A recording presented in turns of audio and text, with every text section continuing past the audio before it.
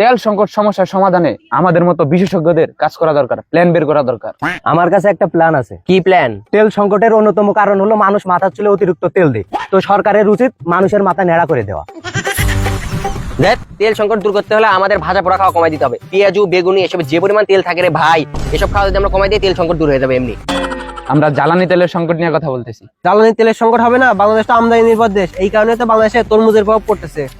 এটা তরমুজ না, হরমুজ।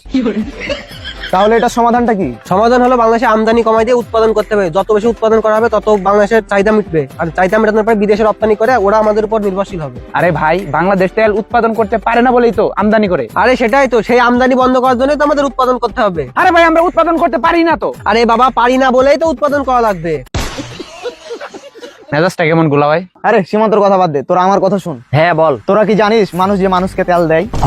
হ্যাঁ, যেমন জুনিয়ররা আমাদেরকে তেল দেয়, আমরাও আমাদের সিনিয়রদেরকে তেল দেই। এই যে মানুষের তেল দেয়া দেই, এটা বন্ধ করতে পারলেই তেল সংকট দূর হয়ে যাবে।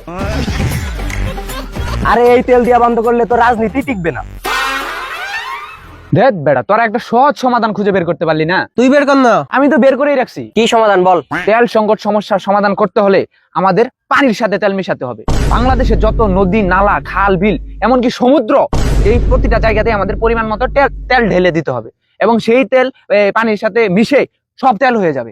তারপর সেখান থেকে নদী, নালা, সমুদ্র থেকে পাইপ সাপ্লাইয়ের মাধ্যমে মানুষের ঘরে ঘরে তেল পৌঁছে দিলাম। তেলের কোনো অভাবই নাই, পাম্পেও যাওয়া লাগলো না।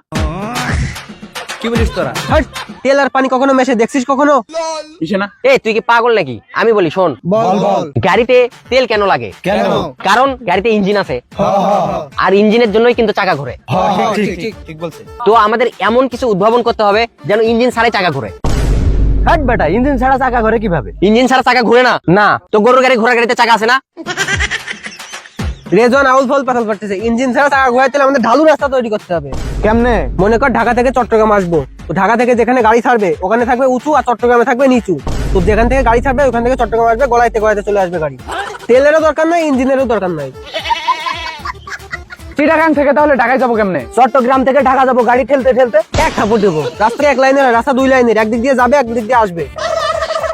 মামা, আমি একটা বৈজ্ঞানিক প্ল্যান দিই। বল বল। আমরা জানি যে পদার্থকে যদি তাপ দেই তাহলে পদার্থের অণুগুলো একে অপরের থেকে দূরে চলে যায় এবং আয়তন বৃদ্ধি পায়। হ্যাঁ ঠিক ঠিক। তাহলে আমরা তেলকে তাপ দিয়ে তেলের আয়তন বৃদ্ধি করি। এমন আছে 1 লিটার তেল 5 লিটার হয়ে যাবে।